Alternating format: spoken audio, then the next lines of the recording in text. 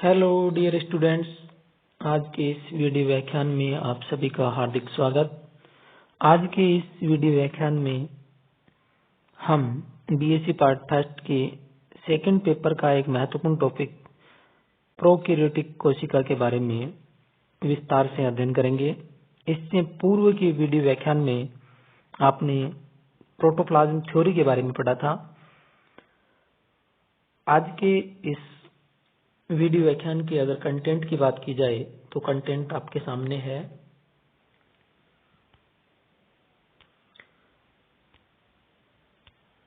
Content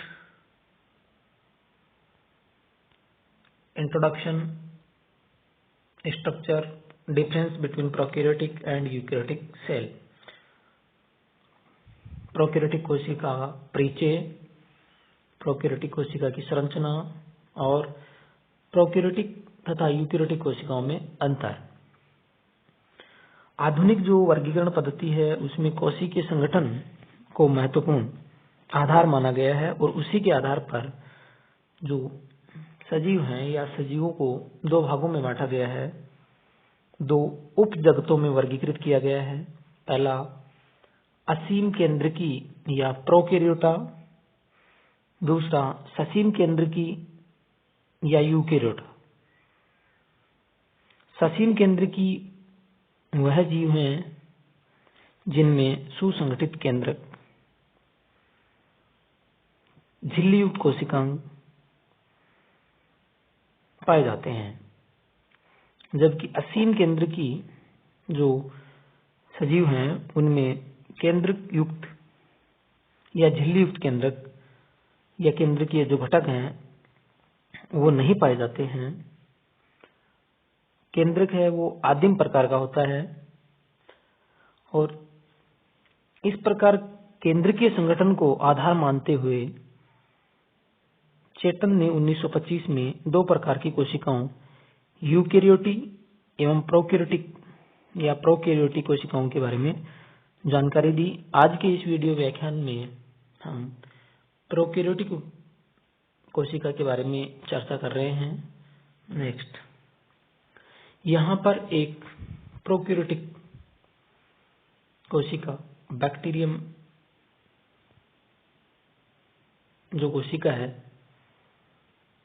उसके बारे में या जीवाणु कोशिका जो है उसका डायग्राम दिखाया गया है। इस डायग्राम में नंबरिंग के माध्यम से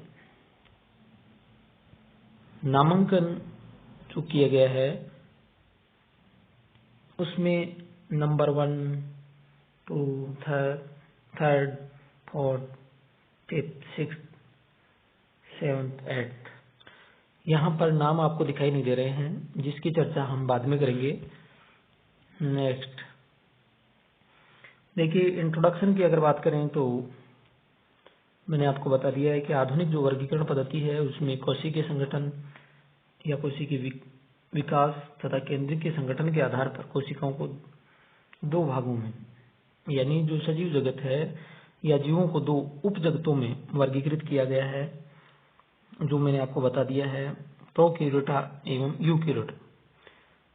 प्रोकैरियोटा में जो जीव आते हैं उनमें प्रोकैरियोटिक कोशिकाएं पाई जाती हैं, यूकैरियोटा में यूकैरियोटिक कोशिकाएं। प्रोकैरियोटिक सेल, प्रो यानी प्रिमिटिव, कैरियन यानी न्यूक्लियस, यानी वे कोशिकाएं जिनमें आदिम प्रकार का केंद्रक पाया जाता है, जिसको आसानी से कोशिका में विभेदित नहीं किया जा सकता। जो आनुवंशिक पदार्थ होता है वो झिल्लीबद्ध केंद्रक द्वारा नहीं घिरा होता है, यानी केंद्रक है उसमें झिल्ली नहीं पाई जाती है और वो नग्न होता है और उसको केंद्रकाभ या न्यूक्लियोइड या प्राक केंद्रक के नाम से भी हम जानते हैं। अगर इनके एग्जाम्पल्स की बात करें तो BGA, ब्लू ग्रीन एल्गी जो वास्तव में बैक्टीरिया हैं, जिनको साइनोबैक्टीरिया के नाम से जाना जाता है। बैक्टीरिया और माइकोप्लाज्मा की कोशिकाओं में झिल्ली युक्त सुसंगठित केंद्रक तथा द्विस्तरीय झिल्ली युक्त कोशिकाओं का अभाव होता है।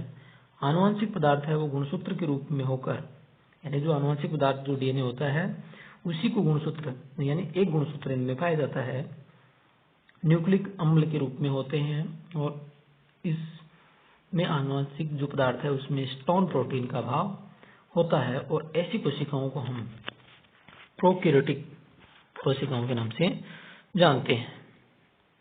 नेक्स्ट, यहाँ पर डायग्राम दिखाया गया है जिसके माध्यम से एक प्रोकैरियोटिक या बैक्टीरियल जो सेल है उसके बारे में या उसकी विभिन्न संरचनाएं आपको दिखाई दे रही हैं।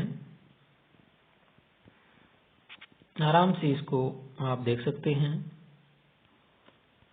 देखिए, general structure of prokaryotic cell, यहाँ पर एक बैक्टीरिया की कोशिका है। बैक्टीरियल सेल के निम्न भाग हैं।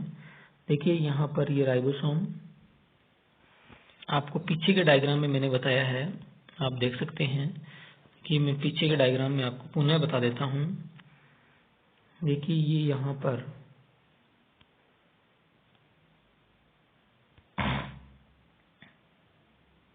ये संपुटिका या कैप्सूल है, ये फ्लैजिलम है, और ये यहाँ पर कोशिका भित्ति है, और ये यहाँ पर कोशिका झिल्ली है। और इस कोशिका भित्ति से परिबद्ध जो सजीव भाग है उसको हम जीव द्रव्य या प्रोटोप्लाज्म के नाम से जानते हैं, जिसके मध्य में ये यहाँ पर प्राक केंद्रक जो कि दोहरी झिल्ली युक्त परिबद्ध नहीं है, और ये यहाँ पर मीजोसोम जिसमें श्वसन के एंजाइम पाए जाते हैं। और यह वास्तव में ये जो प्लाज्मा मेम्ब्रेन है, कोशिका कला है जो ये वाली, इसी की इनफोल्डेड स्ट्रक्चर हैं। इनको मीजोसोम या मध्यकाय या फेलोसोम के नाम से भी हम जानते हैं। और ये जो अतिरिक्त जो डीएनए है उसको एपिसोम या प्लाज्मिड के नाम से जानते हैं। इस प्रकार से इसमें विभिन्न प्रकार की संरचनाएं, विभिन्न संरचनाएं जो आपको दिखाई दे रही हैं, जिनका वर्णन अगले चित्र में किया गया है। देखिए आप, राइबोसोम, आराम से आप देख सकते हैं इस चित्र में राइबोसोम, मीजोसोम मैंने आपको बताया infolded plasma membrane, cell wall, capsule, plasmid, bacterial flagellum, ये पतली रोम लाइक संरचनाएं, पिल्लाई, न्यूक्लियोइड या प्राक केंद्रक, और ये साइटोप्लाज्म यानी कोशिका झिल्ली के अंदर जो सजीव पदार्थ है उसको नाम यहाँ पर साइटोप्लाज्म दिया गया है। और जो कोशिका भित्ति है उससे परिबद्ध सजीव भाग को हम प्रोटोप्लाज्म के नाम से जानते हैं। देखिए, फ्लैजिला जो है वो फ्लैजिलिन प्रोटीन से बना होता है। किससे बना होता है? फ्लैजिलिन। और ये जो कशाभिका या फ्लैजिलम है या फ्लैजिला है, वो चल प्रकार के जो जीवाणु होते हैं, जैसे छड़ाकार या सर्पिलाकार जीवाणु, उनकी जीवद्रव्य कला से एक या दो अथवा कई लंबी पतली संरचनाएं, जिनको कशाभिकाओं के नाम से जानते हैं, ये फ्लैजिलिन प्रोटीन से बनी होती हैं। और रासायनिक रूप से ये फ्लैजिलिन प्रोटीन की बनी हुई हैं। जबकि आप यूकेरियोटिक कोशिकाओं के अगर फ्लैजिला को देखें तो वो ट्यूबुलिन प्रोटीन का बना होता है। और जीवाणु जो कशाभिका है उसमें आंतरिक रूप से जो संरचना होती है वो 9+2 यानी 9+2 की स्ट्रक्चर इनमें नहीं पाई जाती है। कशाभिकाएं अनुदैर्ध्य लहर रूप में गति करती हैं, जिससे जीवाणु गति करते हैं।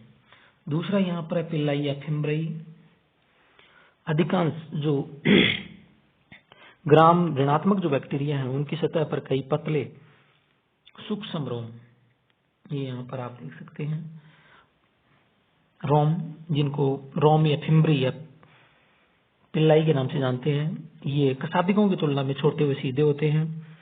ये रोम चल व अचल दोनों प्रकार के जीवाणु में पाए जाते हैं।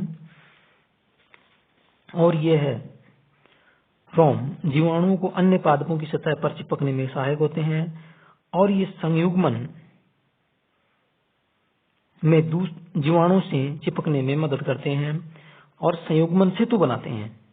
और इसी के द्वारा दाता जो जीवाणु होता है उसका डीएनए खंड ग्राही जीवाणु में प्रेषित होता है।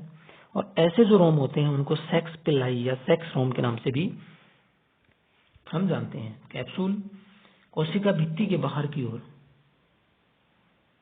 ये वाला जो पोर्शन है स्लाइम लेयर या श्लेष्मा परत के रूप में होता है, जो प्रतिकूल परिस्थितियों में काफी मोटा हो जाता है। प्रतिकूल परिस्थितियों में कैसा हो जाता है? काफी मोटा हो जाता है। और उसका नाम क्या होता है? संपुटिका या कैप्सूल। और ये संपुटिका युक्त जो जीवाणु होते हैं उनको संपुटिका जीवाणु या एनकैप्सुलेटेड बैक्टीरिया के नाम से जानते हैं। और ये रासायनिक दृष्टि से पॉलीसेकेराइड्स से बनी होती है और इसमें डेक्स्ट्रॉन्स या लेवानों की अधिकता होती है। और ये जो श्लेष्मा या संपुटिका या कैप्सूल जो है उसका कार्य है बैक्टीरिया की सुरक्षात्मक या सुरक्षा करना। और ये प्रतिकूल परिस्थितियों में जीवाणु की सुरक्षा करती है। कई रोगकारी जीवाणु में ये अत्यधिक प्रतिरोधी होती है, यानी अत्यधिक प्रतिरोधी होती है, जो जीवाणु को बचाए रखती है। और जीवाणु के उत्सर्जी पदार्थ में भी इस स्तर में संचित रहते हैं। कौन से में? कैप्सूल या संपुटिका। कोशिका भित्ति या सेल वॉल जो किसकी बनी होती है? पेप्टिडोग्लाइकन या म्यूकोपेप्टाइड या म्यूरिन की बनी होती है। या यूं कहें कि कोशिका भित्ति कार्बोहाइड्रेट सेलुलोज की न बनी होकर कार्बोहाइड्रेट, प्रोटीन, लिपिड, फास्फोरस व कुछ अन्य अकार्बनिक पदार्थ कोशिका भित्ति में पाए जाते हैं। और कोशिका भित्ति की जो दृढ़ता है इसमें पाए जाने वाले विलक्षण बहुलक म्यूकोपॉलीपेप्टाइड के कारण होती है। इसे पेप्टिडोग्लाइकेन या म्यूरिन के नाम से भी जानते हैं। नेक्स्ट जो है वो प्लाज्मा मेम्ब्रेन आपको स्पष्ट दिखाई दे रही है पीले, यहाँ पर पीले रंग में ये जो संरचना है प्लाज्मा मेम्ब्रेन। प्लाज्मा मेम्ब्रेन जो है लाइपोप्रोटीन की बनी होती है। किसकी बनी होती है? लाइपोप्रोटीन की बनी होती है। और ये रॉबर्टसन की जो इकाई कला मॉडल है उसके समान होती है। कार्य की अगर बात करें तो ये अर्धपारगम्य होती है, तो चयनात्मक झिल्ली के रूप में कार्य करती है। और इसमें श्वसन के जो स्थल हैं वो प्लस श्वसन एंजाइम इसमें पाए जाते हैं। और इसकी इनफोल्डेड जो स्ट्रक्चर है वो मैंने आपको बता दिया है, मीजोसोम या थैलोसोम के नाम से जानी जाती है। पहले मीजोसोम को माइटोकॉन्ड्रिया के समकक्ष माना जाता था, लेकिन वास्तव में इसका कारण यही था कि इसमें श्वसन स्थल या श्वसन से संबंधित एंजाइम इसमें पाए जाते हैं। मीजोसोम के बारे में मैंने आपको बता दिया। Infolded plasma membrane. साइटोप्लाज्म जो है उसमें 70 प्रकार के राइबोसोम पाए जाते हैं। न्यूक्लियोइड जो है अगर उसकी बात करें, किसकी? न्यूक्लियोइड। जो आनुवंशिक पदार्थ होता है वो डीएनए होता है, डीएनए। और जिसको हम आनुवंशिक पदार्थ या केंद्र का या क्रोमेटिन का है या प्राक केंद्रक या इंसिपिएंट न्यूक्लियस या जीनोफोर के नाम से जानते हैं। और जो जीवाणु में जो गुणसूत्र है वो एक ही होता है और इसलिए इस डीएनए अणु को ही हम यहाँ पर गुणसूत्र कहते हैं। और ये वलयाकार या सर्कुलर होता है। और इसमें जो अतिरिक्त जो डीएनए होता है जो कि गुणसूत्रीय डीएनए होते हैं, उसके अलावा जो डीएनए होता है वलय के रूप में पाया जाता है। किस रूप में? वलय के रूप में यहाँ पर उपस्थित है। इसको हम किस नाम से जानते हैं? एपिसोम या प्लाज्मिड के नाम से जानते हैं। और ये जो जीवाणु के मूल जो गुणसूत्र हैं उनसे स्वतंत्र पाया जाता है। और अगर इसकी